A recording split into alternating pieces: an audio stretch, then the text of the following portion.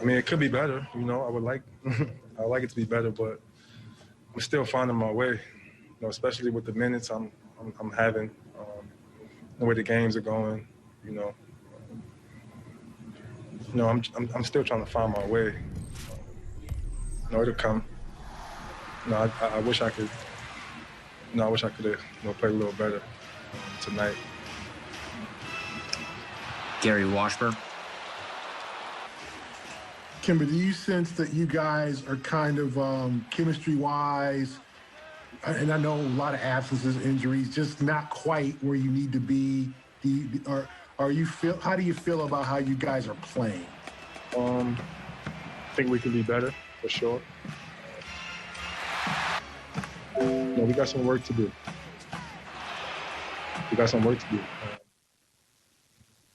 You know, we just have to be better as a group, executing, you know, sharing the basketball, making the right plays, being in the right positions. You know, we're just not doing it consistently. And that's what's hurting us. John Corrales. Kemba, obviously you're on the minutes restriction. There's no Tatum. Robert Williams is coming off of COVID. What do you think you guys can actually take out of these games when you think about long-term and what your playoff goals are? What can you take out of these games that applies to that? Nothing. To be honest, nothing. We're not. If we're gonna play the way we played, we've been playing. It's just not gonna work. Yeah, it hasn't been good. Man. It just hasn't been to the level that we know we can play at. You know, we just got to be better. That's it. Yeah. Jared Weiss. Hey, Kemba, you know, when you're defending against this team because of the way the matchups work, you're not usually defending up high on pick and rolls the way you usually do. So, especially not being able to have the usual practice time you would get in a normal season, how challenging is it to get on the same page with your defensive role in these kind of matchups?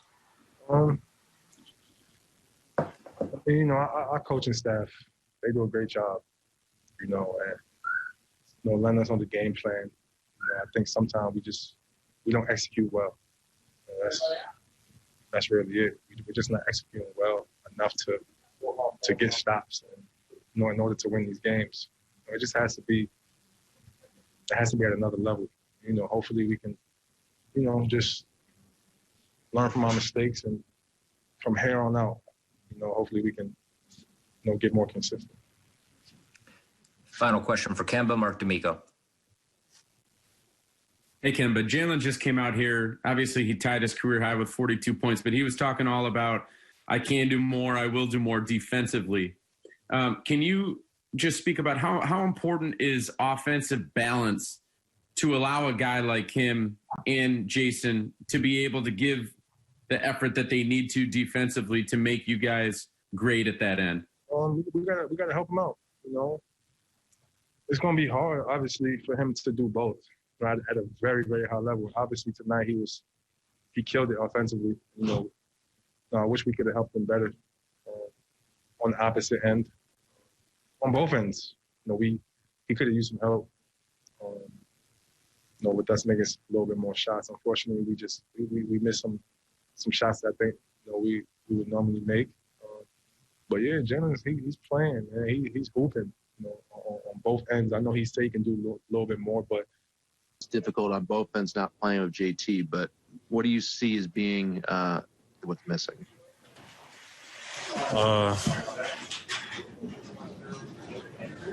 We just have to be better. I think we were better from last game, but we still have another level to go to. And we'll get there.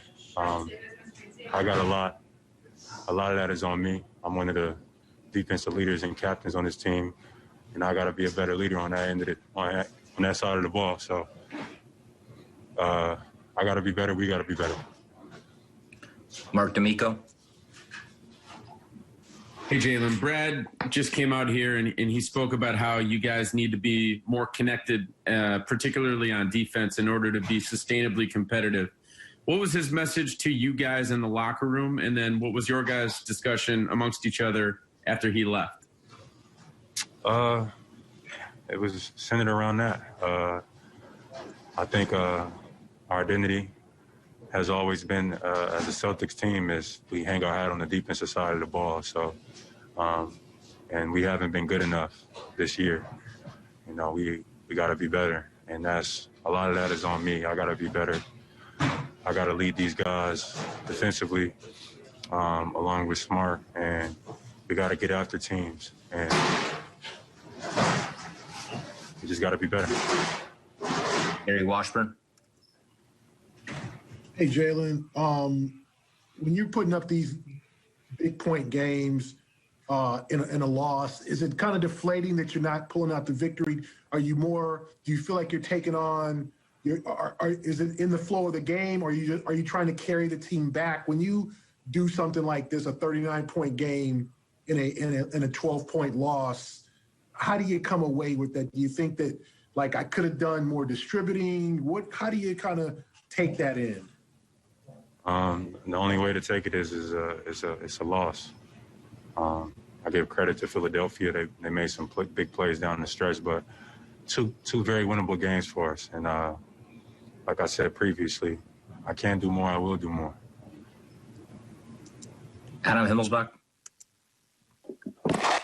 Jaylen, you've been on Celtics teams that really thrive defensively. From what you've seen from those teams, and now, what do you think is missing right now that you guys kind of have to recapture? We just got to get that tenacity back. We've had it. This team is capable of it. We've had it at times. So I don't think there's a lack of. We just got to have the mentality to do it every night. And there's been ups and downs with the season and different protocols and throwing shit off, but we can't let that be an excuse. We got to have it every single night. And I thought we had it at bits and pieces during this game, and we still came up short. But we got to have that villainous mentality on defense. We got to follow Smart's lead, and I got to do a better job on, as a leader on that side of the ball, really making an impact on the defensive side, like I know I can. And I was just going to ask you about before the game. You guys have been kneeling for the anthem for most of the season, but these past two games you have huddled in a group. Kind of, where did you guys come to that decision, and what kind of message are you hoping to send by doing that?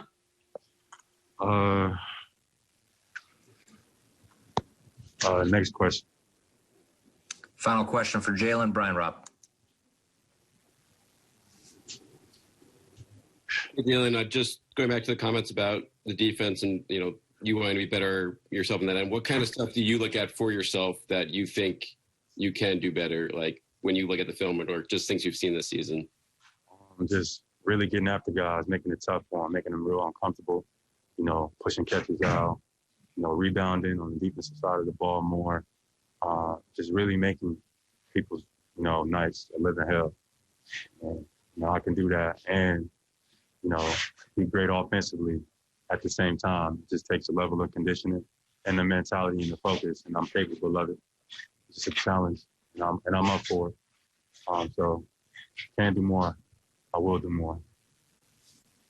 All right, we're at 122-110, swept by the Sixers in this miniseries. I am Abby Chin, joined by Chris Forsberg. We will also have Scal and Perk coming up a little later. But Chris, this game was lost in the third quarter. Yeah, I mean, the defense all year has not been up to the standards that this team has set, being in the top 6 the past 3 seasons. They're at 17th right now. Felt like that even though Embiid had a big first half, they had sort of put themselves in position to be in control of this game, and then they let go of the rope in the third quarter, and then they're trying to scramble to play catch-up. You get within 3 late, but, it just felt like they ran out a little bit of steam, and especially because Ben Simmons took over.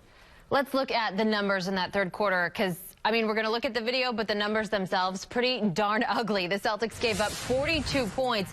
It's brought to you by the Veterans Perspective. It's proudly partnered with VA New England Healthcare. If you're a veteran, call 844-VA-CARES and get the benefits you deserve. As I said, it all started out all right. I wrote on my notepad the Celtics playing with pace, getting out in transition, and then it just all fell apart once Joel Embiid once again started getting whistles. And here's the thing, too. Like, even before Embiid went out, I felt like they sort of made their hay without Embiid out there, sort of got some momentum and took control of the game. And then when Embiid went back in and started getting whistles, it just gets tough. You know, unlike the other night where it felt like the Celtics got frustrated by those whistles, again, when you're not getting stops, you get a little bit discouraged. And to see them put up that big number